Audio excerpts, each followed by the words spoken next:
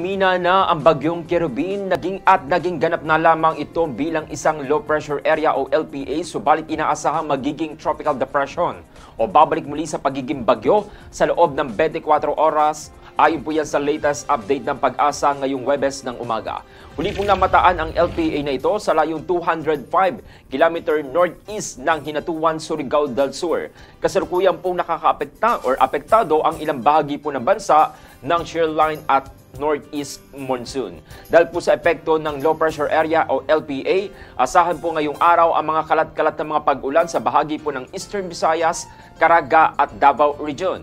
Bukod dito, ang trough o yung extension po ng nasabing LPA ay magdadala po yan rin ng mga maulap na papawirin at mga pag-ulan sa natitirang bahagi naman po ng Visayas at dito sa bahagi po ng Mindanao. Samantala, ang shear line naman po ay patuloy pa rin po yan na nakakaapekto sa ilang lugar po o sa ilang bahagi po ng Southern Luzon. Inaasahan rin po yung mga kalat-kalat na mga pag-ulan sa bahagi naman po ng Bicol Region, Quezon, Marinduque, Romblon at Oriental Mindoro. Samantala, dito naman po sa bahagi ng Luzon, dala naman po yan ng northeast monsoon o ng hanging amihan, maulap na kalangitan at minsan mahinang pag-ulan ang maaaring maranasan naman po sa bahagi naman po ng Cagayan Valley, Cordillera Administrative Region, Aurora, Metro Manila at natitirang bahagi po ng Luzon.